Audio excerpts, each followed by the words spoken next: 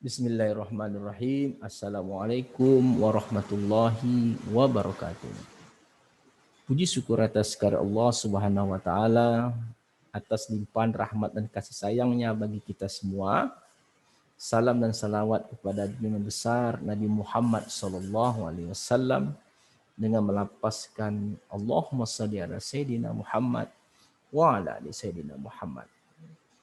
Bertemu kembali bersama saya Dr. Radu Yendra SSI MSc dalam perkuliahan analisis survival.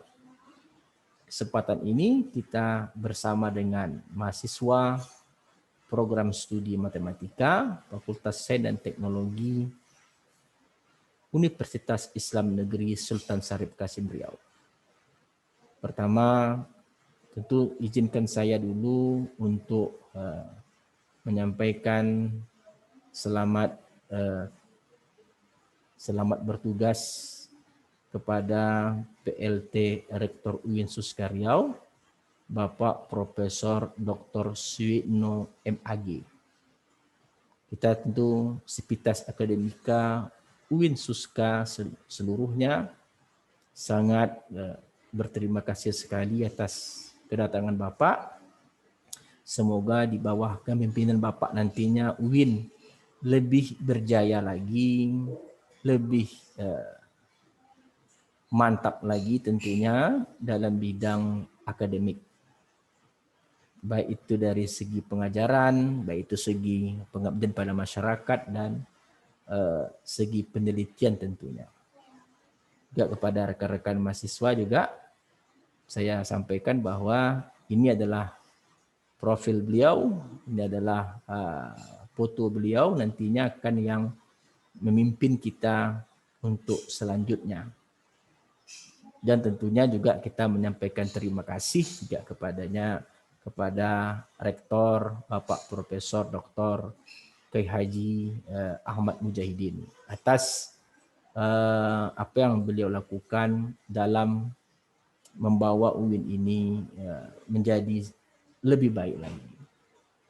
Baiklah, kita akan lanjutkan dengan diskusi kita, di mana pada diskusi kita pada kali ini kita akan membahas suatu konsep yang menarik, yaitu suatu konsep yang disebut dengan non-parametric for comparing survival distribution.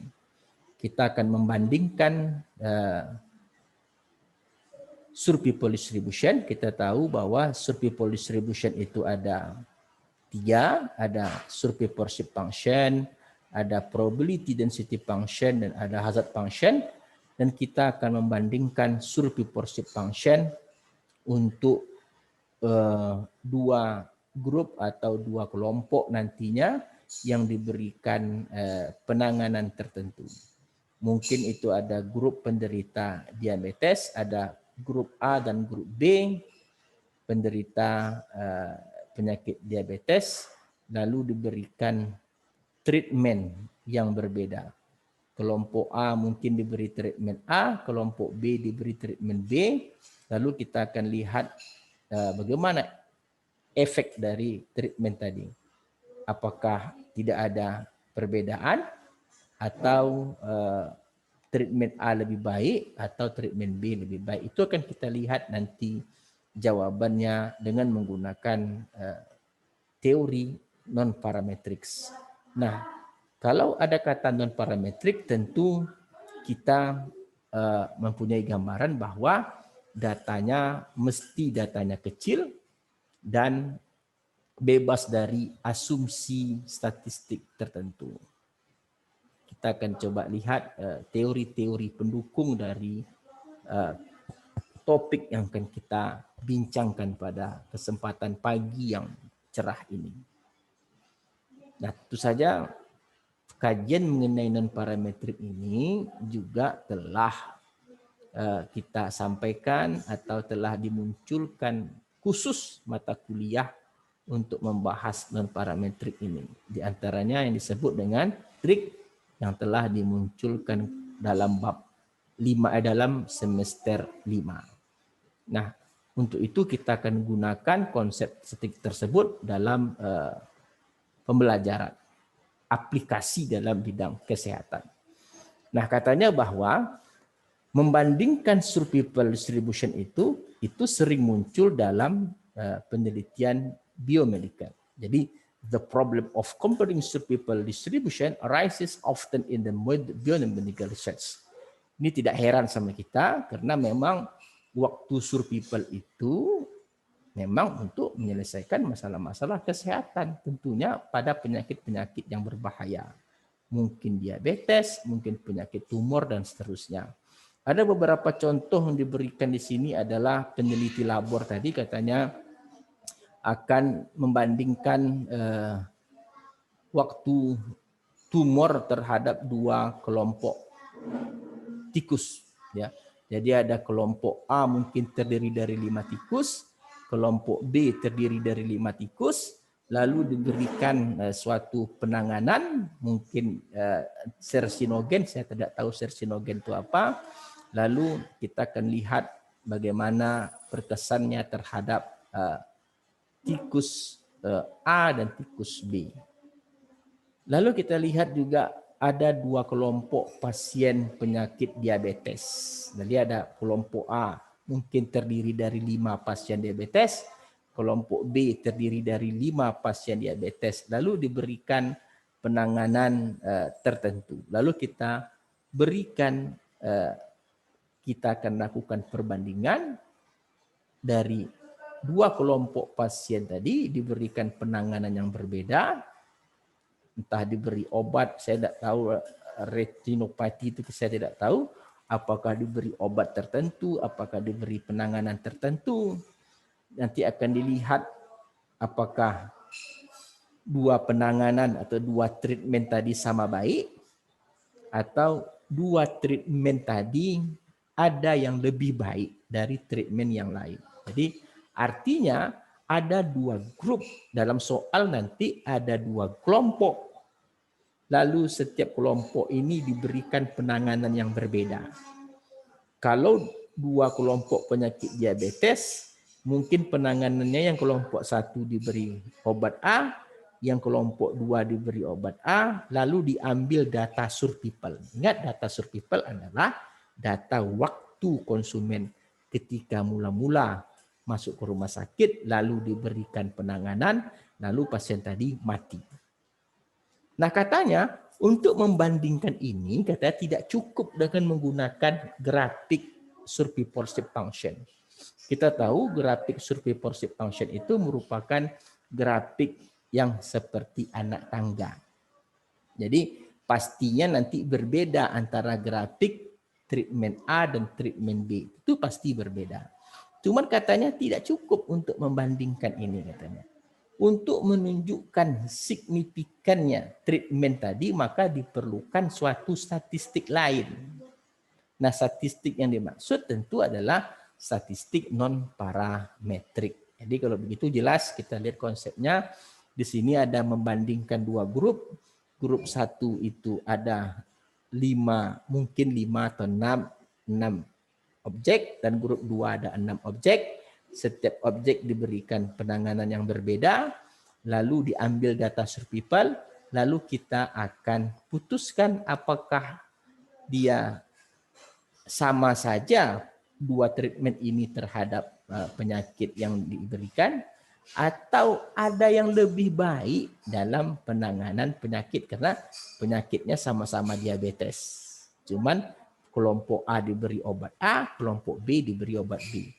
Kita akan lihat nanti bagaimana cara untuk memutuskan mana yang lebih baik, atau apakah tidak ada perbedaan sama sekali antara treatment A dan treatment B. Nah, itu di sini gambaran kita tentu untuk menjawab ini tentu tergantung kepada suatu hipotesis. Nah, tentu kalau belajar hipotesis, tentu ujung-ujungnya nanti adalah menerima atau menolak. Tentu tergantung kepada statistik hitung. Oke, statistik hitung. Tergantung kepada statistik hitung. Oke. Atau statistik tabel. Nah, ini seperti yang kita gambarkan tadi. ternyata ada hipotesis nol di sini. Nah, treatment tadi diwakili oleh survei force function. Jadi cara menulis hipotesisnya cukup survei force function 1 sama dengan survei force function 2. Artinya apa? Treatment 1 dan 2 sama-sama efektif. Lalu diberikan hipotesis tandingan. Ya, gunakan salah satu dari 3 yang diberikan. Apakah treatment 1 lebih efektif dari treatment 2? Ditunjukkan oleh survei force function 1 lebih besar dari survei force function 2, atau survei force function 2 itu atau treatment 2 itu lebih efektif dengan cara menunjukkan S1T kecil dari S2T. Survei force function 1 lebih kecil dari survei force function 2. Atau yang terakhir, treatmentnya terdapat perbedaan antara treatment 1 dan treatment 2. Jadi sekali lagi seperti yang kita lihat bahwa tergantung kepada survei force function-nya ternyata. Nah, tentu teori-teori untuk menjawab apakah diterima atau ditolaknya tentu ada teori-teorinya. Nah, itu yang akan kita lihat sekarang, bagaimana cara menerima atau menolak hipotesis tandingan. Nah, saya tidak akan berbicara lagi bagaimana cara alfa kalau uji satu arah, uji dua arah itu bagaimana, karena sudah dipelajari pada statistik dasar dan non-parametrik. Uji dua arah tentu hipotesis tandingannya menggunakan tanda tidak sama. Dan alfa yang diberikan adalah alfa yang akan digunakan untuk melihat tabel normal kalau nanti diasumsikan berdistribusi normal. Nah, kalau uji satu arah yang menggunakan tanda besar, tanda kecil tadi, maka tentu alfanya wajib dibagi 2 terlebih dahulu, baru digunakan untuk melihat tabel. Jadi hati-hati. Saya tidak akan bahas lagi karena sudah dibahas secara detail sebelumnya. Nah, di sini ada konsep yang menarik di sini diberikan. Katanya, when there are no sensor observation, standard non-parametric test can be used to compare two survivable distribution. For example, the Wilson test, Mann-Whitney test, dan seterusnya. Jadi, kalau seluruhnya itu nanti datanya tidak sensor, atau seluruh datanya tidak pakai tanda plus, maka standar non-parametrik itu memang harus digunakan. Apa yang dikatakan standar non-parametrik? Non-parametrik, uji non-parametrik yang telah dipelajari pada mata kuliah statistik non-parametrik. Ada Wilson, ada Mann-Whitney, ada U-test, dan seterusnya. Tetapi jika tercampur data sensor dan tidak sensor, maka diberikan cara yang berbeda. Bagaimana caranya? Di sini disebutkan, in the following we introduce 5 non-parametric statistic tests. Ada Jihan Generalized Wilson test, ada Cobb mental test, ada the log rank test, ada P2 and P2 Generalized Wilson test, ada Cox F test. Kita akan bahas, all the tests are designed to handle sensor data.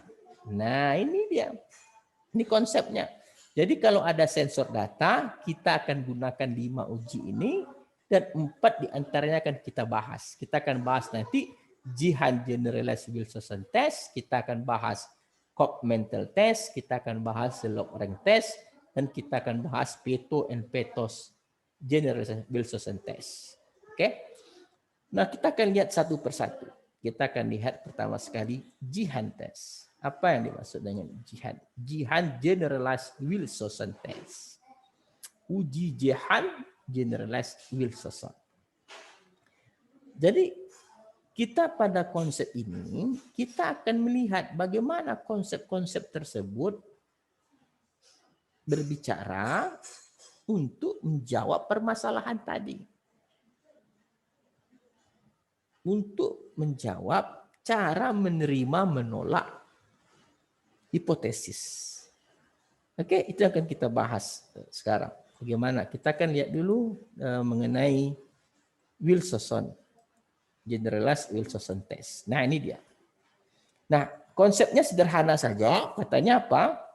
In Jihan Generalized Wilson Test, every observation XE or XE plus in group 1 is compared with the every observation YJ or YJ plus in the group 2. Oke.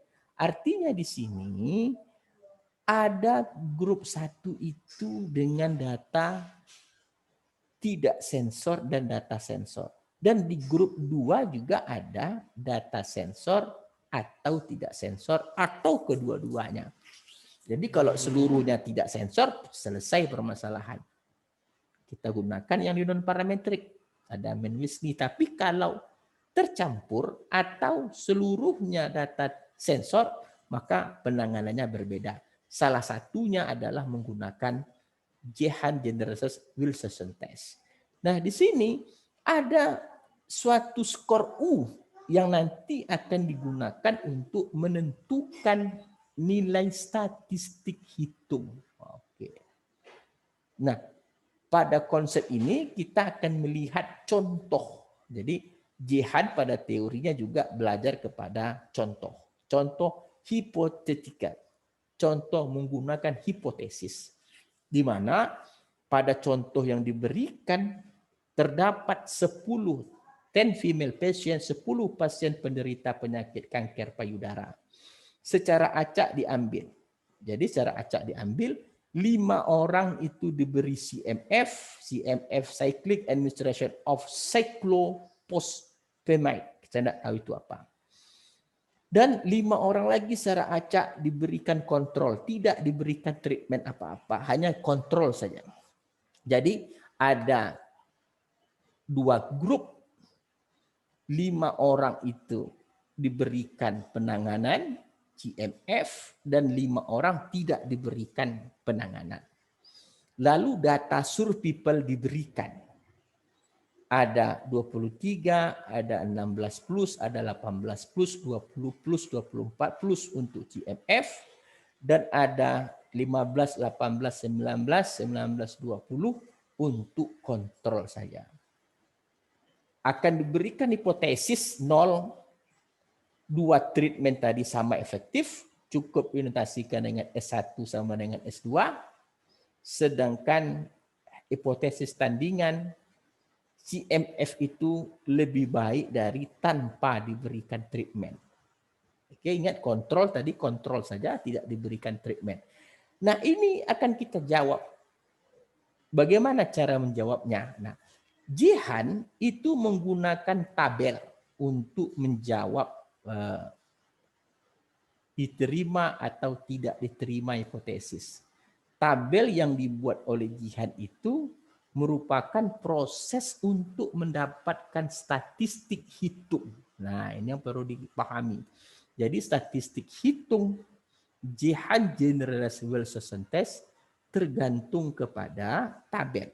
Tabel yang didesain oleh Jihan itu sendiri. Jadi bagaimana tabelnya itu akan kita lihat. Apa saja isi-isi tabel, bagaimana proses membuatnya harus Anda simak dengan baik. Karena ini sangat penting untuk menjawab soal-soal yang akan nanti muncul mungkin pada saat semester nantinya. Kita akan lihat. Nah, ini dia. Nah, jadi statistik hitung yang disebutkan tadi itu disebut dengan statistik hitung U yang tergantung kepada suatu variabel R1I dan R2I. Nah, R1I ada 4 langkah, R2I ada 4 langkah. Langkah pertama yang terpaling penting adalah observation of 2 sample in ascending order. Jadi urutkan dari kecil ke besar data tadi. Jadi ada 5 grup CM, ada 5 data untuk CMF, ada 5 data untuk kontrol. Saudara urutkan dari kecil ke besar. Jika terdapat data yang sama tapi berbeda, yang satu itu data tidak sensor, yang satu itu sensor, maka dahulukan data tidak sensor. Oke, itu telah kita bahas pada pertemuan sebelumnya. Jadi kalau datanya sama, tapi yang satu tidak sensor, yang satu sensor pakai tanda plus, dahulukan yang tidak sensor. Jadi jelas konsepnya, urutkan. Untuk menghitung R1I, itu katanya yang pertama sekali adalah ranking dari kiri ke kanan, abaikan data sensor. Jadi 15 itu ranking 1, 16 plus abaikan, 18 ranking 2, 18 plus abaikan, 19 ranking 3, 19 ranking 4, 25, 20 plus abaikan, 23 ranking 6. Jadi rankingnya berurut 1, 2, 3, 4, 5, 6. Hanya untuk data yang tidak sensor. Sekali lagi, hanya untuk data yang tidak sensor. Lalu yang kedua, kita memberikan ranking untuk data sensor. Caranya tergantung kepada data sebelumnya. Jadi rankingnya itu tidak berurut seperti yang langkah ke-1. Seperti contoh ini kan 2, 3, 6, 7. Dari mana datangnya ini? Jadi caranya coba lihat 16 plus itu sebelumnya tuh 15. 15 itu ranking 1. Maka berikan 6 plus itu rankingnya 2. Jadi dia mengikut pada sebelumnya. Ini makanya dalam ranking dalam tahap kedua dikatakan berikan ranking untuk yang lebih tinggi setelahnya. Nah, tuh. Setelahnya itu maksudnya apa? Kita lihat sebelumnya dulu. Sebelumnya itu 15, rankingnya 1. Maka setelahnya lebih tinggi yang dimaksudkan itu setelahnya 1 itu 2 gitu loh. 18 plus rankingnya berapa? Coba lihat di sebelumnya 18. 18 itu ranking 2. Nah, berikutnya yang lebih tingginya berapa? 3. Jadi angka 3 di sini bukan disebabkan oleh 2 di sini, tapi disebabkan oleh data sebelumnya. Contoh lagi, 20 plus. Sebelum 20 itu berapa? 20. Ranking 20 itu berapa? 5. Maka 20 plus itu rankingnya next higher. Setelahnya yang lebih tinggi ini next higher. Setelahnya mana? Setelah 5 itu 6. Jadi 2, 3, 6. Jadi tidak ada hubungan ranking yang di bawah yang pada langkah kedua ini harus berurutan. Tidak seperti itu. Terakhir kita lihat 24 plus. Sebelum 24, 23, ranking 23, 6. Setelahnya yang lebih tinggi atau next higher-nya adalah 7. Jadi 7 ini tidak tergantung kepada 6 yang di sini. Jelas sekali. Nah, langkah 3 itu khusus mengeksekusi data kembar. Apa katanya? Reduce the rank of tight observation to the lower rank. Kalau ada data kembar itu maksudnya ya data yang tidak sensor, contoh 1919, ada data kembar, yang satu ranking 3, yang satu ranking 4. Katanya apa? Ambil yang lebih rendah, ambil 3, letakkan setentang dengan yang paling tinggi. Nah, itu dia Tuhan. Jelas sekali tuh. Jadi kalau datanya kembar, ambil ranking yang terendah, letakkan pada ranking yang paling tinggi. Jelas? Oke, jelas. Yang keempat, hitung R1I. R1I turunkan saja. 1, 1. 2, 2. 2, 2. 3, 3. 3, turunkan 3. Nah, kalau ada yang tinggi dan rendah, ambil yang rendah. 4, 3. Karena konsepnya tadi yang rendah ya.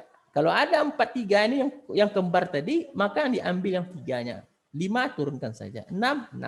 6, 6, dan seterusnya.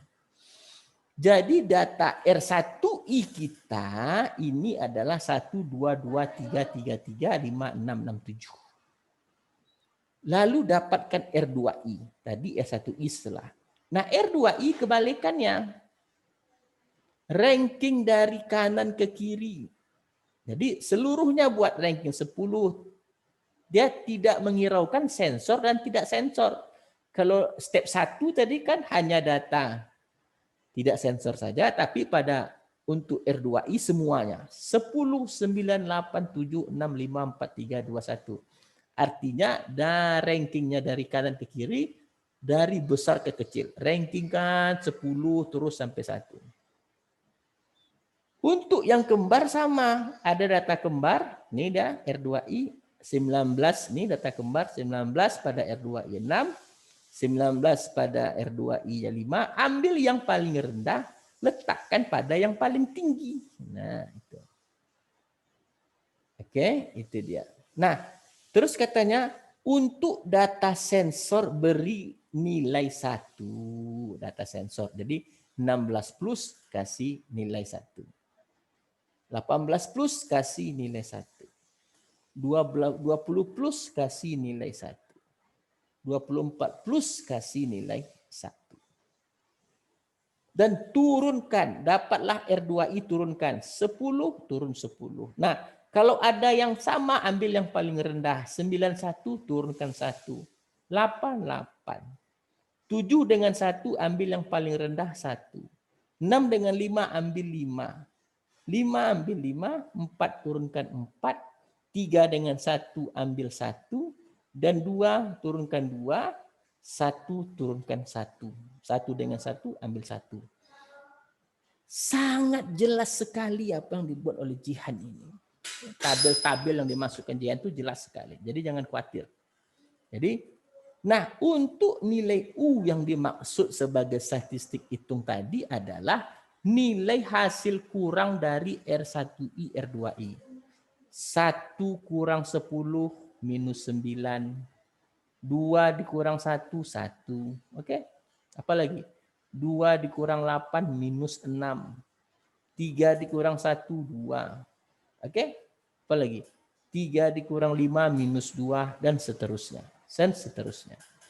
6 kurang 1, 5 dan seterusnya. Jadi statistik U itu adalah statistik hasil dari R1I kurang R2I. Kita sudah bahas tadi bagaimana 8 langkah ini. Sudah kita bahas. Nah, berikan tanda A untuk grup 1. Artinya tanda A itu adalah untuk data yang termasuk ke dalam grup 1. Grup 1 itu maksudnya apa? Grup yang banyak data sensornya. CMF tadi grup 1. Paling banyak data sensornya. Jadi data tadi ada 16 plus, ada U-nya 1 pakai tanda A, 2A, terus 5A, 4A, dan 6A. Jadi kalau begitu, yang pakai tanda A ini adalah tanda nilai U untuk grup ke-1. Atau grup yang banyak tanda sensornya. Nah, kita sudah dapat U.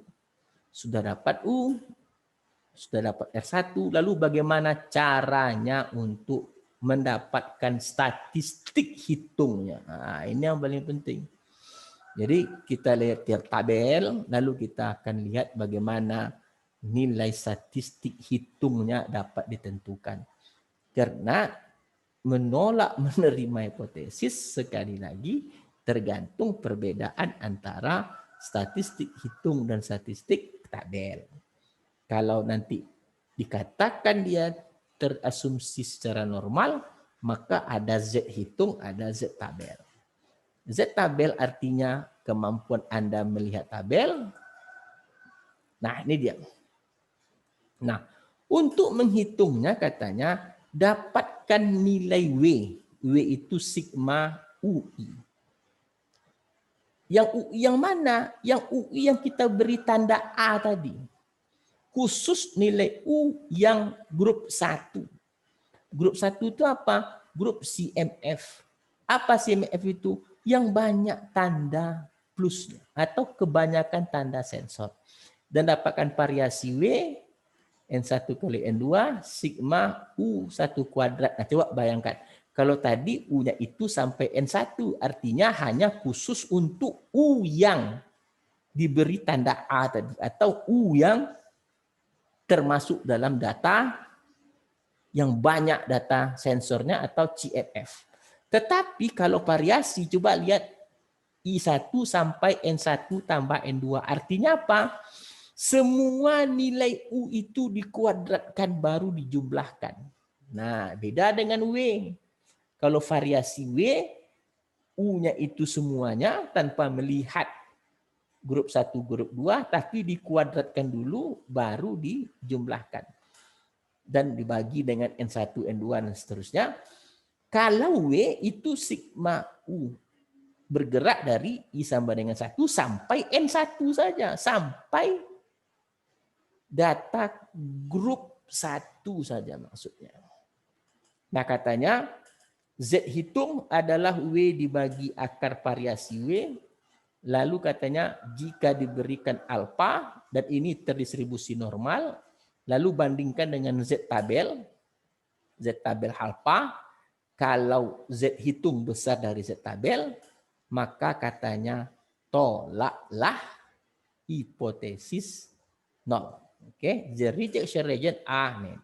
Jika Z hitung lebih besar dari Z tabel, maka tolaklah hipotesis nol. Nah, jadi kalau begitu, data yang dihasilkan dari tabel Jihan Generalized Wilson Test tadi itu tentu dapat kita hitung karena semua rumus hanya tergantung U. Nilai U sudah diperoleh dari Jihan table tadi. Lalu kan kita lihat bagaimana nilai Z-nya tadi sudah disampaikan. Nilai Z adalah nilai W dibagi akar variasi W. Oke, jadi kita lihat di sini tentu tidak ada kesulitan bagi kita. Kita akan lihat tidak ada kesulitan tentunya bagi kita untuk menghitung. Jadi dari tabel kita akan lihat nilai W itu yang ada tanda A-nya tadi 1 tambah 2 tambah 5 4 6 itu ada 18, sedangkan variasinya N1 5, N2 5. Nah, 208 itu adalah jumlah seluruh U yang telah dikuadratkan baru dijumlahkan. Kuadratkan semua dulu baru jumlahkan. Tidak melihat dia itu dari grup mana, tapi seluruh nilai U itu dikuadratkan, jumlahkan. Dibagi dengan N1 tambah N2 kali N1 tambah N2 kurang 1. 57,8. Nah, tentu Z hitungnya adalah 2,368 dan jika alfanya 5%, maka tentu yang diambil itu adalah yang karena dia uji satu arah, dia tidak perlu dibagi, maka Z 0,05 1,64. Dari mana 1,64 saya tidak mau bagi. Jika ada kesalahan saya ulangi lagi. Jika ada kesilapan saya ulangi lagi. Jika dia uji satu arah, alfanya tidak perlu dibagi 2. Tapi jika dia uji 2 arah, maka alfanya wajib dibagi 2. Jadi karena alfanya 0,05, maka ambil dalam Z tabel itu alfa 0,05. Karena besar lagi Z hitung pada Z tabel, yang Z hitung 2,368, Z tabelnya 1,64, maka tolaklah hipotesis 0. Artinya bahwa memang treatment 1 itu lebih efektif dari no treatment atau kontrol. Jadi katanya, conclude that the data show that CMF is more effective than no treatment. Jadi sekali lagi saya sampaikan, jika tadi ada kesilapan, saya pun tidak ingat lagi, uji satu arah yang menggunakan tanda besar atau kecil tadi, alfanya itu tidak dibagi 2. Tetapi jika dia uji 2 arah, alfanya wajib dibagi 2. Nah, sekali lagi kita dapat simpulkan bahwa ternyata kita menolak hipotesis 0 yang artinya kita menyatakan bahwa CMF tadi memang lebih efektif daripada kontrol. Tentu lebih baik lagi diberikan treatment CMF daripada tidak diberikan treatment. Hanya kontrol saja. Datang pasien dikontrol saja tanpa diberikan treatment.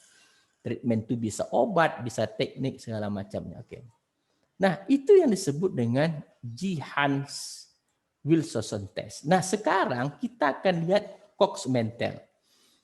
Nah, cost mental ini katanya Pak Let's T1, T waktu survival. Katanya diurutkan dari kecil ke besar, merupakan khusus untuk data yang tidak sensor saja. Oke, di dalam 2 grup.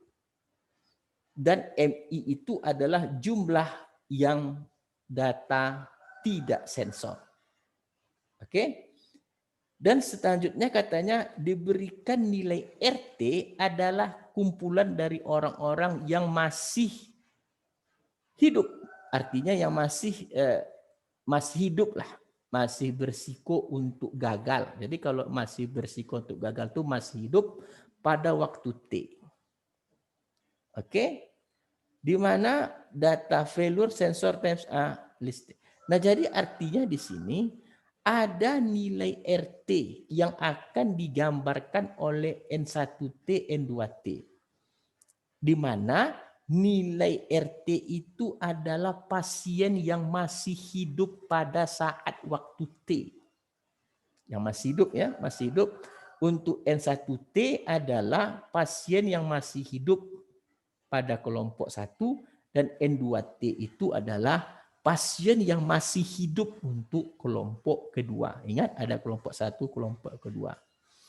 Di mana katanya ada satu lagi nanti variabel R kecil yang dikatakan R ini adalah hasil jumlah dari N itu masing-masing.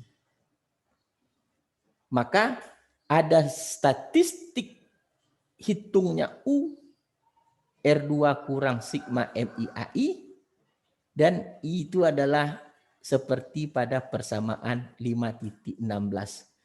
Jadi ada AI, ada M. M tadi jumlah data tidak sensor. Sedangkan R ini tergantung kepada jumlah yang masih hidup. Jadi N1T nanti adalah jumlah pasien yang masih hidup pada saat T. N2T jumlah pasien yang masih hidup saat N2. Di mana nilai R ini tergantung jumlah dari N1T, N2T. Ada lagi nanti nilai AI. AI itu apa? Nilai hasil bagi RI dari grup kedua. Nah, sedangkan statistik hitungnya C sama dengan U per akar I. Dianggap sebagai distribusi normal baku. Jadi kalau kita lihat teori Cox Mental ini kita bingung. Ada M, ada R, ada N, ada A. Apa itu gitu.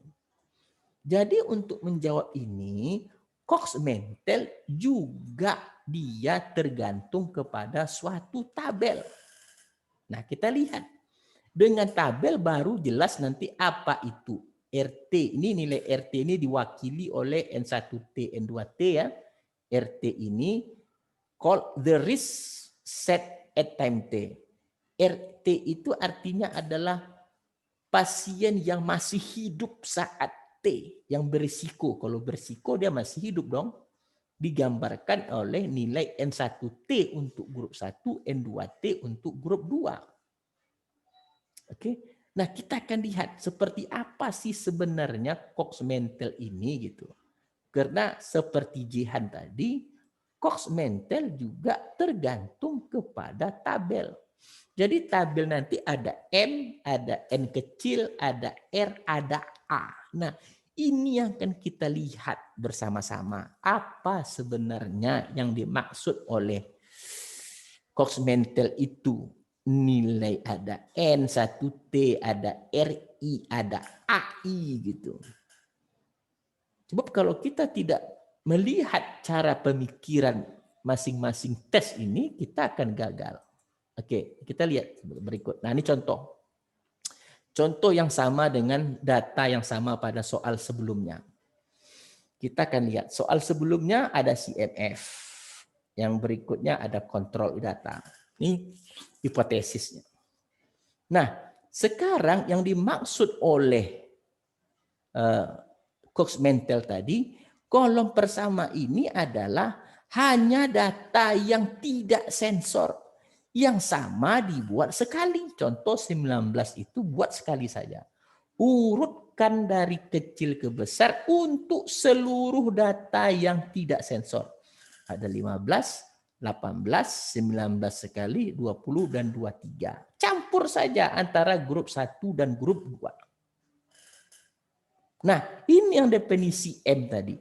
Definisi M jumlahnya 15 itu jumlahnya ada 1. Ini 1, 15. 18 itu ada 1. 19 ada 2. 20 ada 1. 23 ada 1. Itu M. Jadi yang kolom 1 urutkan, yang kolom kedua merupakan banyaknya nilai di kolom 1 tadi. Nah, ini yang saya katakan tadi N1T. Jumlah pasien hidup yang pada saat T. Jadi jumlah pasien hidup saat 15 tentu di awal semuanya masih hidup semua. Di awal. Ingat konsep survivorship function, di awal dianggap hidup semua. Nah, coba lihat 18. Untuk kelompok 1, 18. Mana yang 18? Kenapa 4? 18 itu, yang hidup itu mungkin kan 18 plus, 20 plus, 24 plus, 23. 16 plus tak masuk karena di bawah 18. Makanya 18 untuk grup 1 itu 4. 19 kenapa 3? Coba lihat 19. 19 itu dimulai dari 20 plus, 24, 20 plus, 23, dan 24. Makanya di sini 3. 20 juga kenapa 3? Ambil kelompok 1, 20 itu. 20 plus itu lebih tinggi daripada 20. Maka 20 plus dianggap masih hidup. 20 plus, 23, 24 plus. Maka di sini juga 3. 23 kenapa 2? Yang masih hidup setelah 23, 23 itu sendiri dan 24 plus. Makanya 2. Jadi sekali lagi saya sampaikan N1T adalah jumlah pasien yang hidup pada kelompok 1 yang dibandingkan dengan data pada kolom pertama. Contoh misalnya data kolom pertama itu 15, maka untuk yang pertama itu hidup semua 5. Jangan dikhawatirkan. Untuk data kedua yang ke-18, kita bandingkan dengan grup 1. 18 itu artinya apa? Setelah 18. 18 itu sendiri, 18, 20, 23, 24. Maka di sini ada 4 yang masih hidup pada waktu 18. Pada waktu 19 untuk N1T, lihat di atas 19 berapa? 20 plus, 23, 24 plus, makanya 3. 20 begitu juga. Bandingkan 20 plus itu sendiri, 23, 24 plus, makanya 3. 23, 23, 24 plus, makanya dia 2. Nah, sekarang untuk N2T, cara yang sama. Bandingkan kolom ke-1 dengan grup kedua. 15, grup keduanya untuk yang pertama tentu sama. 5, masih hidup semua. Jangan dihiraukan, yang pertama sama. Grup kedua 18. 18 lihat, berarti ada 1, 2, 3, 4. Berarti 18, 4.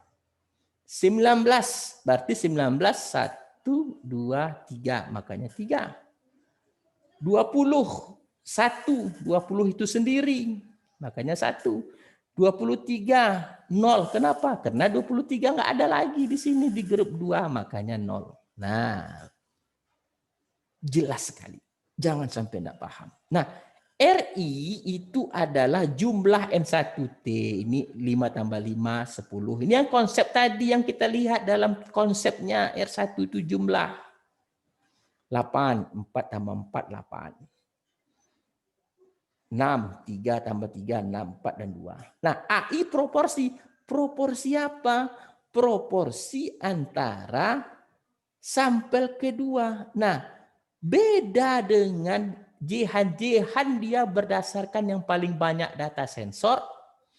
Kalau Cox Mentel berdasarkan data yang paling sedikit data sensor atau yang tidak ada sensor. Makanya AI ini proporsi dari N2T dengan RI. Maka 5 bagi 10, 0,5. 4 bagi 8, 0,5. 3 bagi 6, 0,5. 1 bagi 4, 0,25. 0 bagi 2 sama dengan 0. Nah, semua kolom telah terisikan. Sekali lagi, AI ini berdasarkan hasil bagi N2T dengan RI-nya. N2T itu sampel kedua. Sampel mana yang menjadi rujukan? Sampel yang paling sedikit data sensornya. Berbeda dengan Jihan. Jihan paling suka dengan data banyak data sensor. Nah, karena semua tabel itu sudah kita peroleh, maka kerja kita tinggal masukkan angka sesuai dengan rumus statistik hitung yang telah kita bahas tadi. Jadi statistik hitungnya kan sudah ada.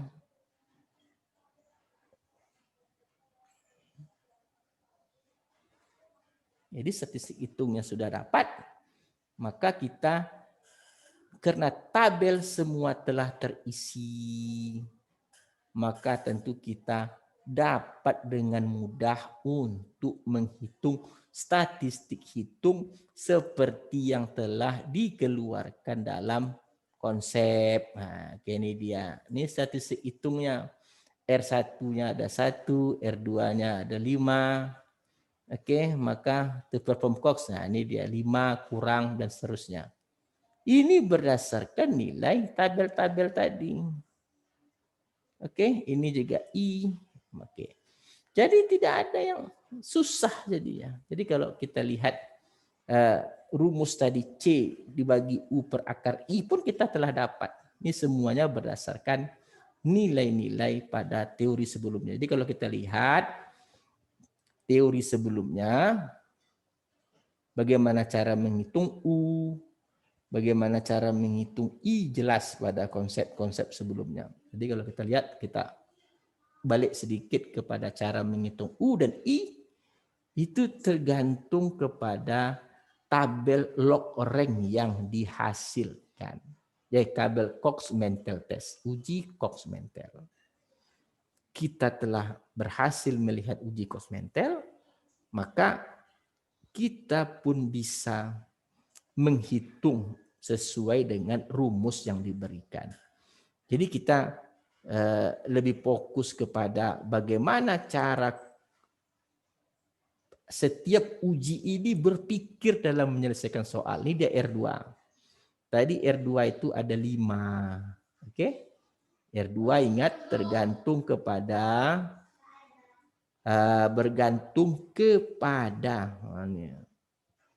bergantung kepada jumlah sampel, oke? Kurang dengan sigma MI, ini MI-nya, ini AI-nya. Sudah ada semua pada data-data tabel. Ini juga AI sudah ada, MIK-nya itu bergerak dari 1 sampai 10. Oh, ini sudah lengkap semuanya. Jadi tidak ada lagi kerisauan, keraguan dalam menghitung konsep-konsep yang baiknya. Beda U dengan I sama. U hanya kepada nilai M dan AI yang dihasilkan oleh untuk kelompok dihasilkan oleh kelompok sampel 2 yang tidak ada data sensor atau paling sedikit data sensor, dan I itu sampai K untuk setiap kelompok. Terutama setiap kelompok yang ada data, yang kelompok yang seluruhnya data tidak sensor. Jadi U-nya jelas, I-nya juga jelas, ada M, ada RI, ada MI, dan seterusnya. Maka kalau kita lihat jawaban tadi, sangat jelas sekali dihasilkan tabel, lalu angka dalam tabel dipindahkan semua ke dalam rumus-rumus yang diberikan untuk menerima atau menolak statistik, hipotesis statistik yang diberikan. Jadi sangat berbeda sekali dengan teori-teori statistik dan parametrik sebelumnya yang kita bahas. Di sini ada perbedaan-perbedaan yang menarik sekali. Kita lihat terutama cara meletakkan angka-angka dalam tabel. Ini contoh misalnya 5 tadi, R2 ada 5. R1, R2 itu kenapa R15? Karena pada kelompok 1 CMF ada satu data yang tidak sensor. Kalau R2 seluruh datanya tidak sensor, makanya di sini 5, makanya R2 di sini 5. Kurang 0,5 tambah 0,5 tambah 2 kali 0,5. Kenapa ada 2 kali 0,5? Karena 19-nya ada 2 kali. Ya kan, kita ingat 19-nya ada 2 kali tambah 0,25. Oke, ini nilainya berdapat kita semua. Nah, ini juga ada AI, ada M, dan seterusnya. Hanya tinggal memasukkan data. Tidak bisa juga memasukkan data, ialah keterlaluan. Oke. Lalu kita akan lihat nilai-nilai seperti berikut dari dapatkan nilai C. Jadi kalau mau dapatkan nilai C, C adalah U per akar I. Jadi 2,75 dibagi dengan 1,0875, dapatlah 2,6 sekian. Kita bandingkan dengan Z hitung, Z tabel 1,64 pada alfa 5%. Jadi hasil keputusan Cox-Mentel dengan hasil keputusan Gehan generalized Wilson test itu sama hasil keputusannya. Sama-sama menolak H0 atau sama-sama menyatakan bahwa kita menyatakan bahwa ternyata uji ternyata dengan treatment CMF itu lebih baik dari tanpa treatment. Jadi hasilnya adalah kita nampak di sini, we reject H0, terima, tolak H0. Artinya kita menyatakan bahwa memang CMF itu lebih baik diberikan daripada tanpa diberikan penanganan, tanpa diberikan treatment, atau kontrol tadi. Jadi selesai hasil pembahasan kita. Terdapat K sama dengan 5. Ya, K sama dengan 5. Seluruhnya kan tadi ada 5K-nya. Untuk R1, 1, R2-nya 5. Oke.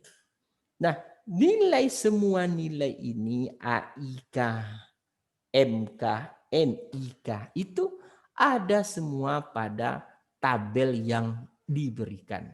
Jadi 1 kali seperti 1 kali 9 per 9 ini dari mana? Kita lihat rumus tadi kita lihat rumusnya. Untuk mendapatkan I, kita akan melihat, kita coba lihat sepintas. Jadi agar nanti tidak membingungkan kawan-kawan. Oke. Kalau membingungkan nanti percuma aja kuliah daring dengan video. Mantap. Jadi kita coba lihat kenapa 1 kali 9, 1 itu dari mana, 9 itu dari mana, 0,5. Kita lihat kembali rumus yang diberikan. Oke. Nah, rumus yang diberikan seperti ini. Sigma MI RI kali MI. Tadi 1 dikali dengan 1 dikali 9. Oke, MI yang pertama tadi kan ada 1. Oke. Dan RI itu adalah 10. Kenapa RI 10? Karena tadi kita lihat hasil jumlahnya kan.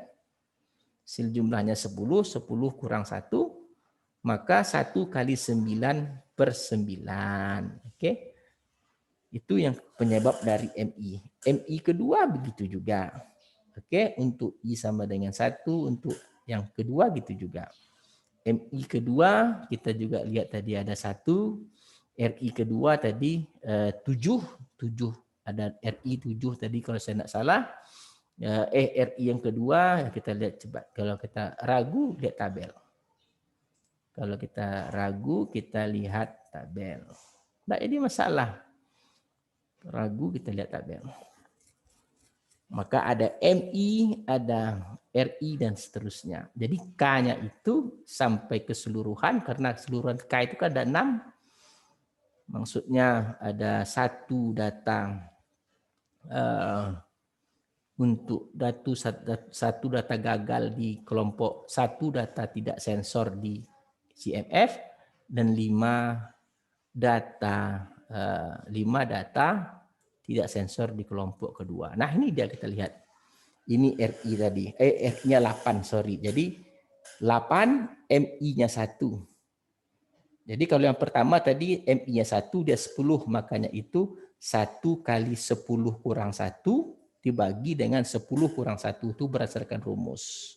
Kalau kelompok kedua, di sini jelas 1 dikali 8 kurang 1, 7 dibagi 7. Kalau kelompok 2 jelas 2 dikali 6 kurang 2, 4 dibagi dengan 4. Jadi jangan heran nanti di sini kalau kita lihat angka-angka dalam menolak atau menerima atau angka-angka statistik hitung itu dengan rohnya adalah tabel yang diberikan. Baik tabel Jihan, Generas Wilson ataupun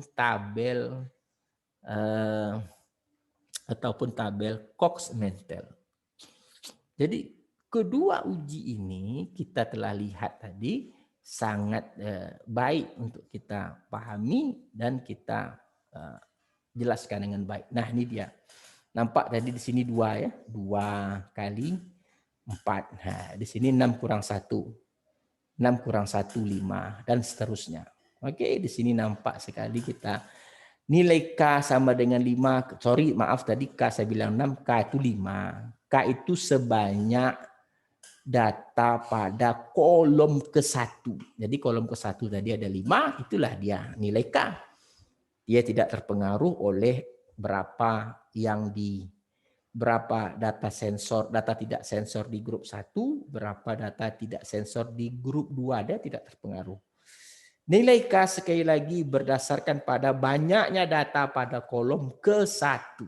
Jangan lupa. Kita pastikan K banyak kolom 1. Nah, R2 di sini kenapa 5? Karena R2 itu adalah banyaknya data tidak sensor pada grup kedua. Karena Cox-Mentel berdasarkan kepada data yang tidak banyak, pada grup yang tidak banyak sensornya. Kalau Jihan sebaliknya, dia bergantung kepada data yang banyak sensornya. Jadi sekali lagi kita dapatkan suatu statistik hitung, yaitu CU dibagi akar I yang terasumsi sebagai distribusi normal baku, tentu kita bandingkan dengan Z tabel. Karena alfanya 0,05, jangan dibagi 2 karena dia uji satu arah, maka dapat 1,64. Karena besar lagi 2,67, maka kita katakan reject H0.